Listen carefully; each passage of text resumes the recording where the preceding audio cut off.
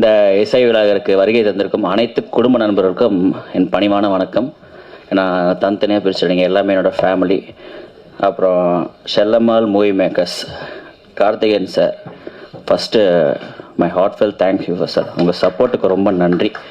ஏன்னா நீங்கள் இல்லைன்னா இந்த படம் இந்த அளவுக்கு இங்கே வந்திருக்காது. ஸோ அது உங்கள் சப்போர்ட்டுக்கு ரொம்ப நன்றி. அதுக்கப்புறம் மேலே இருக்கும் திரை ஜாபாங்கள், அவங்க சப்போர்ட் எங்களுக்கு எப்போவுமே இருக்கும், இனிமேலும் இருக்கும்னு நம்புகிறேன். இதை எப்படி ஆரம்பிக்கிறது? ஃபஸ்ட்லேருந்து சொல்ல, யமன் கட்டளை. ஒரு நாள் கம்பெனி அந்த மேனேஜர் ஃபோன் பண்ணிட்டு கதை சொல்லணும்னு கூப்பிட்றாங்க, வாங்க அப்படின்னாங்க. சரி ஓகே, போய் பார்த்தா அப்பா அண்ட் சன் அந்த பாண்டே ஃபர்ஸ்ட் எனக்கு பிடிச்சிருந்துச்சி. ஏன்னா எங்கள் அப்பா நானும் வீட்டில் அப்படி தான் இருப்போம். போனோடனே அவர் கதை, அதுக்கப்புறம் இவர் டைரக்டர் அங்கிள் சுப்பையா அங்கிள் கதை சொன்னார். எனக்கு அதை பார்த்தோன்னே ஃபஸ்ட்டு பிடிச்சிச்சு. சரி ஓகே, கதை சொன்ன நல்லா இருந்துச்சு, சரி பண்ணலான்னு ஒத்துக்கிட்டேன். அங்கே தான் என்னோடய நண்பர் அர்ஜுனோட ஃபஸ்ட்டு மீட் பண்ணுறேன். அடுத்த ஒரு பாசிட்டிவ் பர்சன் பார்த்தோன்னே சரி ஓகே படம் பண்ணலாம். ரைட்டு, எத்தனை நாள் ஷூட்டிங்னா 35 நாள். ஓகே, எங்கன்னா லோக்கலில் தான் ஷூட்டிங். போயிட்டு next day shooting first day போயாச்சு. அங்கே போனே யாரை ஃபஸ்ட்டு பூஜையில் சந்திக்கிறேன்னா நம்ம கேமராமேன் சார், கார்த்திக் ராஜா சார். அவரை பார்த்தோன்னே அவர் பேசுகிற ஸ்டைல் எனக்கு ரொம்ப ரொம்ப பிடிக்கும். நான் பார்ப்போண்ணே, சரி நான் பார்த்துருக்கேன், அப்பா கூட எல்லாம் பார்த்துருக்கேன். ஓகே. அவர் என்கிட்ட சொன்ன விஷயம் என்னென்னா, அலைகள் ஓய்வதில்லை படத்தில் கார்த்திக் சார் அப்போ ஒர்க் பண்ணி இந்த அப்பா பையன் காம்பினேஷன். கடைசியில் பார்த்து இப்போ மயில்சாமி பையன் உனக்கு நான் கேமரா பண்ண போகிறேன். சரி ஓகே சார், ஓகே நிறைய விஷயம் சொல்லி கொடுப்பாரு. அவர் என்ன நினச்சிட்டாரு, சரி ஓகே பசங்க நம்ம சொல்கிற பேச்செலாம் கேட்பாங்க அப்படின்னு நினச்சிட்டு ஃபஸ்ட்டே பேசிட்டே இருந்தார். அவர் கார்த்திக் சார் ரொம்ப பிடிக்கும். அப்புறம் எஜமான் படம் பண்ணேன், அந்த படத்தில் நடந்துச்சு. அப்புறம் கேப்டன் கூட படம் நினச்சி நிறைய ஷேர் பண்ணிட்டே இருப்பார். ஸோ அது சொன்னார்ல சார், இப்போ யாரும் பேசும்போது சொன்னாங்க இந்த சிங்கிள் டேக் அப்படின்னு அவர் எப்பவுமே ஃபார்மேட் வச்சுப்பார் எப்பவுமே மைண்டில். இங்கே அது உடஞ்சி போச்சு. ஒரு நாள் ரெண்டாவது டேக், அப்புறம் 3ஆவது டேக்கு 4ஆவது டேக் மாறிட்டே இருக்கு. டக்குன்னு ஒரு நாள் டென்ஷன் ஆகி அவரே கார்த்திக் சார் மாதிரி, அன்பு அர்ஜுன் இப்போ பாரு டென்ஷன் ஆகிடும் பார்த்துக்கோ அப்படின்னு சொன்னேன். சரி இந்த மாதிரி டென்ஷன் ஆகாதீங்க, பயப்படாத, நீங்கள் சொல்கிறத நாங்கள் கேட்குறோம் அப்படின்னோடனே சரி பார்த்துக்கோங்க. அந்த மாதிரி எல்லாம் நிறையா விஷயம் நிறையா சொல்லி கொடுத்து அழகாக வேலை வாங்குவாங்கன்னு சொல்லுவாங்க தெரியுங்களா, அந்த மாதிரி சூப்பராக எங்களை சூப்பராக. அதனால யார் ஒருத்தர் நம்ம சொல்லி கொடுக்குறாங்களோ அதுக்கேற்ற மாதிரி தான் நம்ம கற்றுப்போம். ஸோ அது மாதிரி நல்ல ஒரு டீச்சராக இருந்தார். அதுக்கப்புறம் நம்ம இந்த லெஜெண்ட்ஸ் படத்தில் எல்லாம் நடித்தவங்க சுந்தரராஜன் சார் இருந்தார். அவர் பார்த்தோன்னே அதாவது தினைக்கு காமெடி தான் படத்தில். எங்கள் படத்தோட இல்லை, ஷூட்டிங் ஸ்பாட்லேயே பயங்கர காமெடி. சுந்தரராஜன் சார் கீழே நாங்கள் ஒரு நாள் ஷூட்டிங் முடிஞ்சால் அதே ஒரு இன்டோர் ஷூட்டிங் அங்கேயே தங்கிடுவோம். கீழே சப்போஸ் நாங்கள் லேட்டானா கூப்பிடுவார், ஏன்டா நானே கிளம்பி உட்காந்து உங்களுக்கு என்னடா லேட்டு. ஏன்னா அவங்கள ஃபேமிலி மாதிரி சின்ன வயசுலேருந்தே பார்த்துருக்காரு. கீழே உட்காந்துட்டு சாங் ஷூட்டிங் போயிட்டுருக்கு. சந்திரிகா அவங்க சாங்கில் பண்ணும்போது சரியாக பார்க்கல எங்களை. அபிநயா மாஸ்டர் சொல்லிட்டே இருக்காங்க, பாருமா அப்படின்னு. சார் ஏமா அந்த பையனை பிடிக்கிறேன்னா நீ என்ன பாரு அப்படின்னா, இல்லை சார் அந்த பொண்ணு இல்லை சார் நான் அவரே பார்க்குறேன்னா அது அடுத்த டேக் ஓகே பண்ணிச்சு அந்த பொண்ணு. அந்த மாதிரி அடுத்த டெல்லி கணேஷ் சார் ஒரு நாள் அவர் கூட நடிச்சதால சத்தியமாக நான் சாவர வரைக்கும் மறக்க மாட்டேன். நான் ரொம்ப மிஸ் பண்ணுறேன் அவரை. என்னாச்சு, ட்ரிங்க் சீன் ஆக்சுவலாக நடிக்கும் போது உட்காந்து பேசிட்டே இருக்கோம். நானும் உங்கள் அப்பாவில் அப்படியே ஜாலியாக இருக்குன்னு சொல்லிட்டே இருந்தார். அப்போ டக்குன்னு ஒருத்தர் வந்தார் கும்பல்லேருந்து. டக்குன்னு சார் நம்ம பையன் சார், டேய் பப்ளிக்கில் அப்படி பேசாதரா அப்படின்னு சொல்லி அவரே அனுப்பிச்சி விட்டார். அந்த மாதிரி ஒவ்வொரு ஆர்டிஸ்ட் கூட பழகும் போது இல்லைல்ல, ஒவ்வொரு மதன் பாபு சார்ட்டாக இருக்கும், வையாபுரி சாராக இருக்கட்டும், நிறைய பேர் ஆக்சுவலி எங்களுக்கு அங்கே ஒரு எமோஷ்னல் சீக்வன்ஸே கிடையாது. எங்களுக்கு ஒரு நாளும் என்ஜாய் பண்ணோம். டான்ஸ் மாஸ்டராக இருக்கட்டும், it was fun actually. So ரொம்ப ரொம்ப சந்தோஷமாக இருந்துச்சு. இந்த படத்தை இந்த அளவுக்கு கொண்டு ஆடியோ லான்ச் வச்சுட்டு நெக்ஸ்ட் மந்த் ரிலீஸ் பண்ணுறாங்க. உங்களோட எல்லாரோட சப்போர்ட் வேணும். சப்போர்ட் இல்லாமல் எந்த விஷயமும் நடக்காது. லைஃப்லேயும் சரி, சினிமாலையும் சரி, ப்ரொஃபஷனும் சரி, ஒரு நல்ல ஒரு சப்போர்ட் இருந்தால் தான் எல்லா விஷயமே நல்லபடியாக நடக்கும். ஸோ நீங்கள் எல்லாரும் உங்கள் சப்போர்ட்டில், உங்கள் பிளஸ்ஸிங்ஸ், அந்த விஷயத்தில் இந்த படம் நல்லபடியாக வெளிலேருந்து ஓடணுன்னு தாழ்மையாக கேட்டுக்கொள்ளுங்கிறேன். நன்றி, வணக்கம். அனைவருக்கும் வணக்கம். ப்ரெஸ் மீடியா நண்பர்களுக்கு வணக்கம். ஏன்னா நீங்கள் தான் எங்களை மக்கள்கிட்ட கொண்டு போய் சேர்க்குறீங்க, அதுக்கு நாங்கள் உங்களுக்கு நன்றி சொல்லிக்கிறோம். இந்த படத்தோட ப்ரொடியூசர், அவருக்கு நான் நன்றி சொல்லிக்கிறேன். எனக்கு வாய்ப்பு கொடுத்துருக்காரு இந்த படத்தில் நடிக்கிறதுக்கு. இது மாதிரி என்ன டைரக்டர் ராஜசேகர் சார், அவர் தான் இந்த படத்தில் எனக்கு வாய்ப்பு கொடுத்துருக்காரு. எனக்கு ஸ்டோரி நல்லா எக்ஸ்பிளைன் பண்ணியிருக்காரு. நீ நல்லா பண்ணுன்னு என்கரேஜ் பண்ணியிருக்காரு. அவருக்கு என்னோட தேங்க்ஸ். நல்ல ஸ்கிரிப்டு, இந்த கதை நல்லா இருக்குது. உப்பு தின்னவன் தண்ணி குடிக்கணும், தப்பு பண்ணவன் தண்டனை அனுபவிக்கணுங்கிற இந்த கான்செப்டை வச்சு பண்ணியிருக்காரு. ரொம்ப சூப்பராக பண்ணியிருக்காரு. ஸ்க்ரீன் ப்ளே நல்லா இருக்குது. எனக்கு ரொம்ப பிடிச்ச ஒரு ஸ்கிரிப்டாக இருந்தது. இந்த படத்தில் வாழ்ந்திருக்குன்னு சொல்லலாம். அந்த அளவுக்கு இதில் இருக்கிறவங்க எல்லாருமே எனக்கு ரொம்ப சப்போர்ட் பண்ணியிருக்காங்க. அப்புறம் கேமராமேன் சார் ஒரு கேமரா நல்லா பண்ணியிருக்காரு. அதில் எங்களை அழகாக காமிச்சிருக்காரு. அதுக்கு தேங்க்யூ சார். அப்புறம் இந்த படத்தில் நிறைய லெஜண்ட் ஆர்டிஸ்ட்லாம் நடிச்சிருக்காங்க. அவங்க கூட எப்படி ஒர்க் பண்ண போகிறோம் அப்படின்னு ரொம்ப பயந்துட்டு இருந்தேன். பட் அவங்க எல்லாருமே ரொம்ப கூலாக, அவங்க வீட்டில் ஒரு பொண்ணு மாதிரி என்னை நினச்சி எங்கூட ரொம்ப கேஷுவலாக பழகினாங்க. எங்கூட எனக்கு நல்லா சப்போர்ட் பண்ணாங்க. ஸோ அவங்களுக்கும் தேங்க்ஸ். அர்ஜுன் அண்ணா எனக்கு நிறைய சஜஷன் கொடுத்துருக்காரு. தேங்க்யூ அண்ணா. அப்புறம் அன்பு மயில்சாமி இவ்வளோ ஹீரோவாக பண்ணியிருக்காரு. அவரோட ஸ்டைலான அந்த டான்ஸ் எனக்கு ரொம்ப பிடிக்கும். நல்லா டான்ஸ் பண்ணியிருக்காரு, நல்லா நடிச்சிருக்காரு. தேங்க்யூ அன்பு.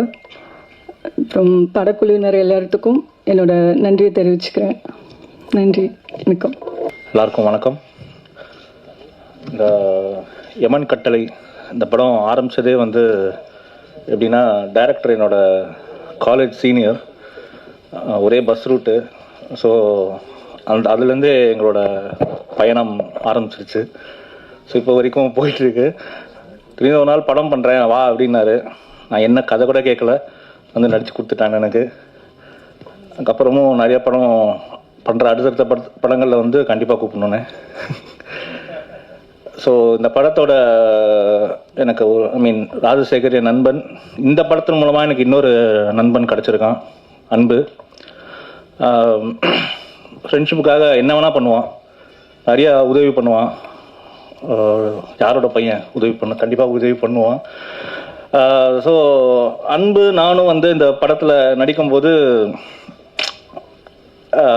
ஷூட்டிங் ஸ்பாட்டே ரொம்ப கலகலன்னு இருக்கும். அதே மாதிரி டைரக்டருக்கு வந்து ரொம்ப கஷ்டப்பட்டார் எங்கள் 2 பேரையும் சமாளிக்க. அதுதான் உண்மை. ஆனால் ஸ்ட்ரிக்ட் ஆஃபீஸர் ஒரு ரெண்டு பேர் இருந்தாங்க. ஒன்று வந்து கார்த்திக் ராஜா சார், கேமராமேன். இன்னொருத்தர் வந்து நம்ம படத்தோட டயலாக் ரைட்டர். அவர் இப்போ நம்ம கூட இல்லை, சாரோட அப்பா. அவரை ரொம்ப மிஸ் பண்ணுறோம் இந்த ஈவெண்ட்டில். ப்ளஸ் இன்னும் நிறைய ஆர்டிஸ்ட்டை மிஸ் பண்ணுறோம். டிபி கஜேந்திரன் சாராக இருக்கட்டும், டெல்லி கணேஷ் சாராக இருக்கட்டும், நிறைய பேரை மிஸ் பண்ணுறோம். அவங்க கூட ஒர்க் பண்ணதெல்லாம் வந்து மிகப்பெரிய ஒரு அனுபவம். அண்டு ஹீரோயின் ரொம்ப சைலண்ட்டாக இருக்காங்க. ஆக்சுவலாக அவங்க சைலண்ட் கிடையாது. ஸோ என் கூட நடித்த எல்லாருக்குமே ரொம்ப தேங்க்ஸ். அப்புறம் இந்த படத்தை வந்து சக்ஸஸ்ஃபுல்லாக தேட்டருக்கு கொண்டு வந்து சேர்த்த இயக்குனருக்கு ரொம்ப நன்றி. அண்ட் இதுக்கப்புறம் உங்கள் கையில் தான் எல்லாருக்கு படத்துக்கு சப்போர்ட் பண்ணுங்கள். வணக்கம். முதல்ல எனக்கு இந்த படத்துக்கு வாய்ப்பு கொடுத்தது அண்ணன் சுப்பையண்ணன். அவர் தான் கதை வசனம். அவர் இப்போ எங்கள் கூட இல்லை. அவருக்கு முதல்ல நன்றி. அப்புறம் இது டைரக்டர் ராஜசேகர்.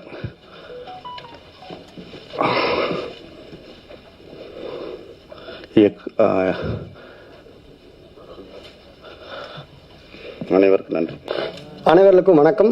மேடையில் அமர்ந்திருக்கும் பெரியவர்களுக்கும், மேடை அலங்கரித்து கொண்டிருக்கும் முன்னிருக்கும் உங்களுக்கும், பத்திரிகை ஊடக நண்பர்களுக்கும், என் அன்பு தம்பி அன்பு அவர்களுக்கு, அண்ணன் மகிழ்ச்சியம்மன் அருளோட இந்த படத்தை மிகப்பெரிய அவரோட ஆசீர்வாதத்தோடு இந்த படம் பெரிய வெற்றி அடையும். இன்றைக்கி லேட்டாக வந்தாலும் இன்றைக்கி 10 டே லேட்டஸ்ட்டாக வந்து மக்கள்கிட்ட போய் சேர்றது தான். சின்ன படம் பெரிய படமெல்லாம் யாரும் எதுவும் பார்க்காம நல்ல கண்டென்ட் படம் மக்கள் தூக்கி கொண்டாடுவாங்கங்கிறது மனப்பூர்வமாக நம்புகிறோம். இப்போ சமீபத்தில் வந்து ஓடிட்டுருக்கிற மரகத ராஜா படம் முதல் கொண்டு இந்த படம் அந்த வரிசையில் மிகப்பெரிய வெற்றி அடையும்.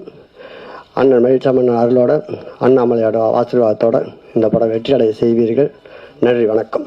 மேடையில் அமர்ந்திருக்கும் அண்ணன்லேருந்து ஆரம்பித்து எல்லாமே அண்ணன் தான். கலைப்புலி அண்ணன்லேருந்து, சேகரன்லேருந்து, மாஸ்டர்லேருந்து, சவுந்தரண்ணன்லேருந்து, எங்கள் அண்ணன் பிஆர்ஓ விஜயமுரளி அண்ணன்லேருந்து மேடையில் அமர்ந்திருக்கும் அனைவருக்கும் எனது இனிய காலை வணக்கம். இசையமைப்பாளர் ரொம்ப அழகாக நீட்டாக ரொம்ப நல்லா சாங் போட்டிருந்தீங்க. யதார்த்தமான வரிகள் எல்லாமே யதார்த்தமாக இருந்தது. நீங்கள் ஏன் இங்கே பேசலைன்னா உங்களுக்கு வாசிக்க மட்டும்தான் தெரியும். உங்கள் டியூனுக்கு அடுத்தவங்க தான் எழுதுவாங்க, அடுத்தவங்க தான் பேசுவாங்க, அடுத்தவங்க தான் பாடுவாங்க. அதனால மூச்சை அடைச்சு நீங்கள் மற்றவங்க பேசிட்டு நம்மளை பற்றி அப்படின்னு விழா நாயகனாக ஓரமாக போய் உட்காந்துருக்கீங்க. அது மட்டும் இல்லை, உங்களுக்கு என்ன இருக்குங்கிறது எனக்கு கண்டுபிடிக்க முடிஞ்சது. ஏன்னா டைரக்டரோட அப்பாவும் நீங்களே எந்த அளவுக்கு பழகியிருப்பீங்க அப்படிங்கிறது உங்கள் முகத்தில் உங்கள் பாவனையிலே தெரிய முடிஞ்சது. அது உங்களுக்கு மட்டும் இல்லை, எல்லாருக்குமே. அப்பான்னு வரும்பொழுது அவர் இயக்குனர் அவங்க அப்பாவை இழந்து அவங்க அப்பாவுடைய ஆசீர்வாதத்தோட இன்னைக்கு வந்து இயக்குனராக உட்கார்ந்துருக்காரு. அதே போல மயிலா மயிலா மயிலான்னு அன்பாக எல்லாரும் கூப்பிடக்கூடிய மயிலா இப்ப நம்ம கூட இல்லாட்ட கூட எப்பயுமே படங்கள்ல நம்ம கூட இருப்பார். அவருடைய அன்பு மகன் அன்பு. நானும் அன்பும் மயிலாவும் பயங்கர ஃபேமிலி ஃப்ரெண்டு. குழந்தையிலிருந்து எனக்கு தெரிஞ்சு குழந்தையிலேருந்து ஸ்கூல் படிக்கிற காலத்துலேருந்து எல்லாம் அப்போ இருந்து என் பையன் அவர் எல்லாம் அப்படி ஒரு நெருக்கமான பழக்கம்.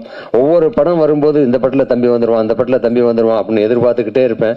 ஆனால் உண்மையிலே இந்த படத்தில் தம்பி கண்டிப்பாக வருவாங்கிறது படத்தை பார்த்தோன்னே தெரிஞ்சது. பாட்டாக இருக்கட்டும், டைலாக்காக இருக்கட்டும், பேசுறது எல்லா விஷயங்களுமே ரொம்ப பிரமாதமாக இருந்தது. அப்பா இருந்தால் எவ்வளவு சந்தோஷப்பட்டிருப்பாரோ அதே போல் சின்ன அப்பாவா நான் ரொம்ப ரொம்ப சந்தோஷப்படுறேன் அன்பை பார்த்து. உண்மையிலே உன்னுடைய திறமைகள் நல்லாவே நாள் ஆக ஆக ஒவ்வொருத்தருக்கும் ஒரு எக்ஸ்பீரியன்ஸ் வரும்னு சொல்லுவாங்க. இந்த படத்தில் நல்லாவே நிறைய விஷயங்கள் கற்றுக்கிட்டு இருக்கேன். இந்த படத்தில் நானும் ஒரு சின்ன ரோல் பண்ணியிருக்கேன். டைரக்டர் ராஜசேகர் வந்து ரொம்ப சிறப்பாக, அதாவது ஒரு புது டைரக்டர் மாதிரி இல்லை, ஒருவேளை அவங்க அப்பா கற்றுக் கொடுத்தாரா அதெல்லாம் தெரியல எனக்கு. எங்கேருந்து வந்ததுன்னா அவ்வளவு ஃபாஸ்ட் ஒர்க்கர். சின்ன சின்ன விஷயங்கள்லாம் கூட டப்பு டப்பு டப்புன்னு முடிச்சு 2 hour 3 hour. இன்னைக்கு ஒரு நாள் டேட் வாங்கினா திடீர்னு பார்த்தா ஒரு 11 மணிக்கெல்லாம் சார் நீங்கள் கிளம்பலாம் அப்படின்றவார். அந்த அளவுக்கு ரொம்ப ஃபாஸ்ட்டாக எடுத்து முடிச்சாரு. அது மட்டும் இல்லாமல் எத்தனை கலைஞர்கள் இப்போ நம்ம கூட இல்லை அப்படிங்கிறது திரையில பார்க்கும்போதே தெரிஞ்சது. இவங்க எல்லாருமே அத்தனை பேர் கூடயும் பல படங்கள் நடிச்சிருந்தா கூட இந்த படத்துல இணைந்து பணியாற்றுறது மிகப்பெரிய சந்தோஷமான விஷயம். அவங்க இல்லாட்ட கூட அவங்களுடைய ஆசீர்வாதம். ஏன்னா அவங்க எல்லாம் கலைக்காகவே பிறந்தவங்க, கலைக்காகவே வாழ்ந்தவங்க, கலை சேவை புரிஞ்சவங்க. அவங்க எல்லாருடைய ஆசீர்வாதத்துல இந்த படம் வெற்றியடைய எனது மனமார்ந்த வாழ்த்துக்கள். அது மட்டுமல்ல, தயாரிப்பாளர் கார்த்திகேயன் அவர்கள் வந்து என்னுடைய நண்பர், காந்தி வேர்ல்டு ஃபவுண்டேஷனுடைய எம்எல் ராஜேஷ். அவர் வந்து நான் விருது கொடுக்கும்போது நான் நினைச்சேன், அவரை கூப்பிட்டாங்க, விருது கொடுத்தாங்க. இது வரைக்கும் என்ன அவர் ராஜேஷ் தானே எல்லாருக்கும் விருது கொடுப்பார். மாஸ்டர் கூட சொன்னார், ஜாகுவார் தங்க மாஸ்டர் அண்ணன் வந்திருக்காரு, அவர் தானே எல்லாருக்கும் விருது கொடுப்பாரு. இப்ப என்ன இவருக்கு நம்ம விருது கொடுக்குறோம் அப்படின்னு சொல்லிட்டு தான் ஓடி வந்து மாஸ்டர் நான் நிக்கிறேன் அப்படின்னு சொல்லி சந்தோஷம் பண்ணார். அந்த அளவுக்கு நிறைய சமூக சேவைகள் பண்ணக்கூடியவங்க, நிறைய நல்ல அன்புள்ளம் கொண்டவங்க எல்லாருமே வாழ்த்துறதுக்கு வந்திருக்கீங்க. உங்களுடைய வாழ்த்துக்களோட ப்ரொடியூசர் முதலாக இந்த படத்தை தயாரிச்சிருக்காரு கார்த்திகேயன் சார் அவர்கள். அவர் வந்து ஸ்கூல் வச்சு நடத்தினா கூட நிறைய பிள்ளைகளுக்கு பாடம் சொல்லி கொடுத்திருப்பார். ஆனா இந்த படத்துக்கு அவருக்கு வந்து ஒரு சிறந்த படமா அமைஞ்சு உண்மையிலே அடுத்து ஒரு நல்ல ஒரு ப்ரொடியூசரா அவர் அமையணும். இயக்குனரும் இது மட்டும் இல்லாம இன்னும் பல படங்கள் பண்றதா அர்ஜுன் சொன்னார். அர்ஜுன் வந்து எல்லாம் சொல்லுவாங்க பாக்குறதுக்கு தான் இப்படி இருக்காரு, ஆனா அது ஒரு குழந்தை. அந்த அளவுக்கு சுறுசுறுப்பா அன்பும் அர்ஜுனும் எப்படி ஓடி ஆடி அவனுக்குள்ள விளையாண்டாங்க, எவ்வளவு ஜாலியா இருந்தாங்கன்னு நான் ஒரு சில நாட்கள்லயே அங்க பார்க்க முடிஞ்சது, தெரிஞ்சுக்க முடிஞ்சது. அதனால அர்ஜுனுக்கும் சரி, இந்த படத்தினுடைய கதாநாயகிக்கும் சரி, ஒர்க் பண்ண அத்தனை பேருக்கும், டெக்னீஷியனுக்கும், கார்த்திக் ராஜா சாரை பத்தி உங்களுக்கு நல்லாவே தெரியும். அதாவது இப்படிங்கிறது ஒன்னு கேட்டு நான் பார்த்ததே இல்லைன்னு டைரக்டர்ண்ணே ராஜசேகர் சார், கார்த்திக் ராஜா சார் வந்து ஒன் மோர்னு கேட்டு பார்த்ததே இல்லை. ஒன் மோர் இது வரைக்கும் நான் நிறைய படம் அவர் கூட ஒர்க் பண்ணியிருக்கேன். வச்சேன் ரெடியா, ரெடி டேக் நண்பர், அடுத்து நெக்ஸ்ட் அப்படின்ட்டு போயிடுவார். ஒன் மோர்னு கேட்டு பார்த்தா அவ்வளவு ஃபாஸ்டான ஒரு கேமராமேன் அவர் இருந்ததார இன்னும் நிறைய பேசியிருப்பாரு. கார்த்திக் ராஜா சாருக்கும் சரி, இசையமைப்பாளருக்கும் சரி, டெக்னீஷியன் அத்தனை பேருக்கும் எனது வாழ்த்துக்களை சொல்லி இந்த படம் வெற்றியடைய வாழ்த்துக்கள்.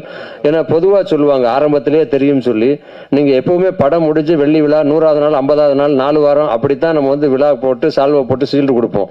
ஆனா ஓப்பனிங்லேயே இப்பயே சீல்டை கொடுக்க ஆரம்பிச்சாச்சு. அதனால வெற்றியும் உறுதியாயிடுச்சு. இந்த படம் வெற்றியடைய எனது மனமார்ந்த வாழ்த்துக்கள். நன்றி, வணக்கம். அனைவருக்கும் வணக்கம். மேடையில் அமர்ந்திருக்க ஆன்றோர் மற்றும் சான்றோர் அனைவருக்கும், பத்திரிகை ஊடகங்கள் அனைத்து நண்பர்களுக்கும் எனது முதற்கண் வணக்கத்தை தெரிவித்துக் கொள்கிறேன். மற்றும் இந்த அவார்டு வாங்குறதுக்கு காத்திருக்கும் அனைத்து உள்ளங்களுக்கும் எனது வணக்கத்தை தெரிவித்துக் கொள்கிறேன். ஃபர்ஸ்ட் சிறப்பு விருந்தினர் அனைவருக்கும் எனது நன்றியை இந்த தருணத்தில் தெரிவித்துக் கொள்கிறேன். இந்த படம் பார்த்தீங்கன்னாக்க முழுக்க நீங்கள் வந்து உட்காந்து பார்த்தீங்கன்னா அந்த 2 மணி நேரம் ஃபுல்லாக காமெடியாகவே என்ஜாய் பண்ணலாம். அந்த அளவுக்கு ஃபுல்லாக காமெடி ரொம்ப சிறப்பாகவே ஹீரோ ஹீரோயின் நண்பர்கள் எல்லாருமே அந்த படத்தில் பார்த்தீங்கன்னா அத்தனை ஆர்டிஸ்ட்டுமே ரொம்ப சிறப்பாக நடிச்சிருக்காங்க. நீங்கள் அனைவரும் இந்த படத்தை பார்த்து ஒத்துழைப்பு தருமாறு கேட்டுக்கொள்கிறேன். பத்திரிகை நண்பர்கள் இதை வந்து மக்கள்கிட்ட கொண்டு போகணும் இந்த தருணத்தில் தெரிவித்துக் கொள்கிறேன். அனைத்து டெக்னீஷியனுக்கும் ரொம்ப நன்றியை தெரிவித்துக் கொள்கிறேன். நன்றி, வணக்கம். படத்துக்கு எவ்வளோ கஷ்டம் எனக்கு தெரியும். இந்த படம் வெற்றி பெறணும் எல்லாரும் வேண்டிக்கிறேங்க. நன்றிங்க. பத்திரிகையாளர்களே, தொலைக்காட்சி தோழர்களே, இணையதள நண்பர்களே, புகைப்பட கலைஞர்களே, உங்கள் அனைவருக்கும் என் காலை வணக்கத்தை, அதை மதிய வணக்கத்தை தெரிவித்து கொள்கிறேன். ஏன்னா 12 மணி ஆயிடுச்சு. கைத்தட்ட அந்த 2 பேருக்கு நன்றி. மேடையில் அமர்ந்துள்ள ஜாக்வா தங்கம் அவர்களே, கலைப்புலி ஜி சேகரன் அவர்களே, சவுந்தர பாண்டியன் அவர்களே, இயக்குநர்கள் கீரா அவர்களே, அப்புறம் சுரேஷ் அவர்களே, வையாபுரி அவர்களே, கொட்டாச்சி அவர்களே, அர்ஜுனன் அவர்களே, கதாநாயகன் அன்பு அவர்களே, கதாநாயகி சந்திரிகா அவர்களே, உங்கள் அனைவருக்கும் எனது காலை வணக்கத்தை தெரிவித்துக் கொள்கிறேன். இந்த யமன் கட்டளை படம் வந்து இந்த தயாரிப்பாளர் ஏற்கனவே ஒரு படம் பண்ணார். இப்போ ஏற்கனவே சொன்னாங்க உங்களுக்கு, பொண்ணுக்காக வேண்டி அந்த படம் பண்ணி நல்ல ஒரு பிரமாதமாக அந்த படம் ஓடுமா ஓடாதா, வசூல் வருமா வராதான்னு தெரியாமல் அதுக்கு இன்வெஸ்ட் பண்ணார். முதல்ல அந்த இதுக்கே அவர் கைத்தட்டி பாராட்டு தெரிவிக்கலாம். ஏன்னா திறமைசாலிகளை கண்டுபிடிச்சு கொண்டு வந்து படம் பண்ணுறாரு அவர். அதனால் அவருக்கு வந்து இந்த திரை உலகம் இருகை குவித்து சிறப்பு தாழ்த்தி வரவேற்கிறதுன்னு சொல்லிடலாம். நீங்கள் இப்போ படம் எடுத்துட்டீங்க. இப்போ ஒரு டிஸ்ட்ரிபியூட்டர் சங்க தலைவர் கலைப்புலி சேகர் வந்திருக்கிறாரு. அதே மாதிரி விருகை தொகுதி முன்னாள் எம்எல்ஏ வந்திருக்கிறாங்க இங்கே. ஸோ உங்களுக்கு எல்லாமே நிறைய மாரல் சப்போர்ட் இருக்குது. இந்த படங்களை கரெக்டாக மக்கள்கிட்ட கொண்டு போய் சேர்க்கறதுக்கு நீங்கள் இருக்கீங்க. நீங்கள் பெரிய படங்களுக்கு மட்டும் பெருசாக கொண்டு போகாமல் இந்த மாதிரி சின்ன படங்களை கொண்டு போனீங்கன்னா தான் சினிமா ஆரோக்கியமாக இருக்கும். ஏன்னா பெரிய வருஷத்தில் 250 படம் வருது தமிழ் சினிமாவில். அதில் வந்து 25 படங்கள் ஆர்டிஸ்ட்டு, அப்புறம் டைரக்டர் இல்லை கம்பெனி, இந்த மாதிரி இருக்கிற படங்கள் 25 இருக்கும். மீதி 225 படங்களும் சிறு முதலீட்டு படங்கள் தான். ஸோ அந்த மாதிரி படங்களை நீங்கள் வந்து பப்ளிசிட்டி பண்ணி ஓட வச்சிங்கன்னா தான் பெப்சிங்கிற தொழிலாளர் வர்க்கமும் நல்லா இருக்கும், தயாரிப்பாளர்கள் நல்லா இருப்பாங்க, டிஸ்ட்ரிபியூட்டர் நல்லா இருப்பாங்க, தேட்டருக்காரங்க நல்லா இருப்பாங்க. ஸோ அந்த வேலையை நீங்கள் உங்களோட கடமையாக செய்யுங்க. அது வந்து இங்கே ஒரு இந்த படக்குழு சார்பில் உங்களுக்கு ஒரு வேண்டுகோளாக தெரிவிச்சுக்கிறேன். அதே மாதிரி இந்த படத்தோட கதாநாயகன் அன்பு பற்றி சொல்லணும். இந்த சாங் நீங்கள் எல்லாம் பார்த்தீங்க, ட்ரெய்லர் சாங்லாம் பார்த்தீங்க. ஃபஸ்ட்டு படம் மாதிரியே இல்லாமல் நல்ல செம்மையாக டான்ஸ் எல்லாம் ஆடிருந்தார். அந்த ஹீரோவுக்கு ஈக்குவலாக அந்த கதாநாயகி சந்திரிகாவும் வந்து ரொம்ப கோஆப்ரேட் பண்ணியிருந்தாங்க. சாங்கில் பார்த்துருப்பீங்க. ஏன்னா அது இல்லாமல் தமிழ் பேச தெரிஞ்ச ஒரு கதாநாயகியை கண்டுபிடிச்சி கொடுத்ததுக்கு தயாரிப்பாளருக்கும் இயக்குனருக்கும் நம்ம முதல்ல நன்றி தெரிவிக்கணும். அப்போ அதே மாதிரி இந்த அர்ஜுனன் பற்றி சொல்லணும். இப்போ என்னென்ன, இப்போ நிறைய படங்கள் அவர் நிறையா நடிச்சிட்டு இருக்கிறாரு. யங்ஸ்டர் ஃபுல்லாகவே அவருக்கு ஒரு ஃபாலோயர்ஸாக இருக்கிறாங்க. அவருக்கு வந்து முதல்ல நம்ம அந்த அர்ஜுனனுக்கு ஒரு கைத்தட்டி பாராட்ட தெரிவிச்சுக்கலாம். நீங்கள் அந்த படங்கள் பார்த்தீங்கன்னா அந்த எல்லா படத்துலையுமே அவரோட கேரக்டர் ஒரு தனித்துவமாக தெரியும் பர்ஃபார்மன்ஸில். அது அவராக வளர்த்துக்கிறாரா இல்லை அவர் அறியாமே அதுக்கு வருதா என்னன்னு தெரியல. அந்த மாதிரி ஒரு நடிகர் அவர். ஸோ இந்த படம் வந்து சிறப்பாக ஓடுறதுக்கு உங்ககிட்ட தான் ஒரு கையில் கண்ட்ரோல் வச்சுருக்கீங்க. நல்லா கொண்டு போங்க இந்த படங்களை. மேடையில் அமர்ந்திருக்கும் அத்தனை பெரியவர்களுக்கும் வணக்கம். ஊடக நண்பர்களுக்கும் தொலைக்காட்சி நண்பர்களுக்கும் உயிருக்கு நிகரான தமிழ் நெஞ்சங்களுக்கும் நன்றி கலந்த வணக்கத்தை சொல்லிக்கிறேன். யமன் கட்டளை, இது இறைவன் கட்டளை. இந்த படம் மிகப்பெரிய வெற்றி அடையும். ஏன்னா அன்பு டான்ஸ் மூமெண்ட்லாம் பார்க்கும்போது எனக்கு அப்படியே கமல் சார் ஞாபகம் வந்தார். அவ்வளோ அற்புதமாக பண்ணியிருந்தீங்க அன்பு. நிச்சயமாக பெருசாக வருவீங்க, கவலைப்படாதீங்க. உங்கள் அப்பா அவங்க கூடவே இருக்கார், நாங்கள்லாம் அவங்க கூட இருக்கோம். மிக அற்புதமான டான்ஸ் மூமெண்ட்டு, மிக அற்புதமாக அழகு. ஒரு தமிழ் ஹீரோ, அதான் பிரச்சனை இங்கே நம்ம நாட்டில். தமிழனாக இருக்கக்கூடாது. என்னமோ தெரில, அது என்னமோ தெரில, தமிழ்நாட்டில் தமிழனாக இருக்கக்கூடாது. ஓகே, அதை மீறி அன்பு வந்து மிகப்பெரிய டாப் ஹீரோவாக வருவார் அப்படிங்கிற நம்பிக்கை எனக்கு இருக்குது. ஏன்னா இயக்குனர் மிக அற்புதமாக இயக்கியிருக்காரு, மிக அற்புதமாக பண்ணியிருக்காரு. ஒவ்வொருலையும் செதுக்கியிருக்கார். பாடல்லாம் மிக அற்புதமான வரிகள். முன்னாடிலாம் காசே தான் கடவுளடா அப்படின்னு ஒரு பாட்டு வரும், ஜெமினி கணேசன் படம், சக்கரம்னு அந்த படம் பேர். இந்த படம் காசு இருந்தால் தாங்கிறது, அதாவது இதை விட மேலே யாரும் சொல்ல முடியாது. எல்லாரும் முணுமுணுப்பாங்க பாருங்க இந்த பாட்டை. இந்த மாதிரி ஒரு அதிகமாக அற்புதமாக மியூசிக் டைரக்டர் போட்டிருக்காங்க. அவங்களுக்கு ஒரு கைத்தட்டல் கொடுத்துக்கலாம். ஏன்னா உண்மையில் ரொம்ப பண்ணியிருக்காரு. அப்புறம் தயாரிப்பாளர் வந்து ஸ்கூல் காலேஜ்லாம் வச்சு நடத்துகிறாரு அப்படின்னு சொன்னாங்க. அவங்க பொண்ணுக்காக படம் எடுத்திருக்காரு அப்படின்னு சொன்னாங்க. மக்களுக்காக எடுத்திருக்காரு. ஆனால் அந்த பொண்ணை கூப்பிட்டு வராமல் போயிட்டீங்களே தான் எங்களுக்கு வருத்தம். அந்த பொண்ணுக்கு எங்கள் வாழ்த்துக்களை சொல்லிடுங்க. ஸ்கூல் இருந்தாலும் ஒரு நாள் லீவ் போடலாம் சார். நாங்கள் ஸ்கூலுக்கு படிக்கவே இல்லையே. இல்லை, ஒரு நாள் லீவ் போடலாமா இருக்காங்க. அப்புறம் வந்து அந்த கலைப்புலி சேகரனை உண்மையிலே வந்து எந்த இதாக இருந்தாலும் அவருக்கு நிறைய வேலை இருக்குது தான். அப்போ வந்து சொல்லிட்டு இருக்காரு வேலை இருக்குது வேறு மீட்டிங். அவர் தலைவராக இருக்காரு மீட்டிங்கு. அதே மாரி உட்காந்துருக்கா. அண்ணன் சீக்கிரம் முடிச்சுக்கிறேண்ணே. அண்ணன் வந்து நல்லா இருக்கணும். நீங்கள் உடற்பயிற்சி பண்ணுங்கள். அப்புறம் குணா சார், அவர் என் நண்பர். இயக்குநர்களை ரொம்ப எல்லாரும் பேசுனீங்க, ரொம்ப மகிழ்ச்சி. அப்புறம் ஹீரோயினும் ரொம்ப அற்புதமாக பண்ணியிருக்காங்க. ஏதோ பார்த்த முகமாக இருக்குது.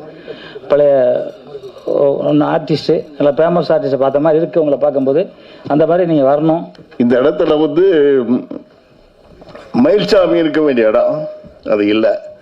ஆனால் வையாபுரி சொன்ன மாதிரி அவருக்கு நிறைய அப்பாக்கள் இருக்கிறாங்க. சித்தப்பா, பெரியப்பா, இதை கொடுத்துருக்கட்டும். எனக்கு என்ன சந்தோஷம்னா, நீங்கள் எல்லாம் இப்போ நம்ம தம்பி ஜாகுவார் முதல் கொண்டு எல்லாரும் இந்த படத்துடைய சிறப்புகளை பேசிட்டாங்க. அதனால் நானும் அதை இழுத்துட்டு இருக்க விரும்பலை.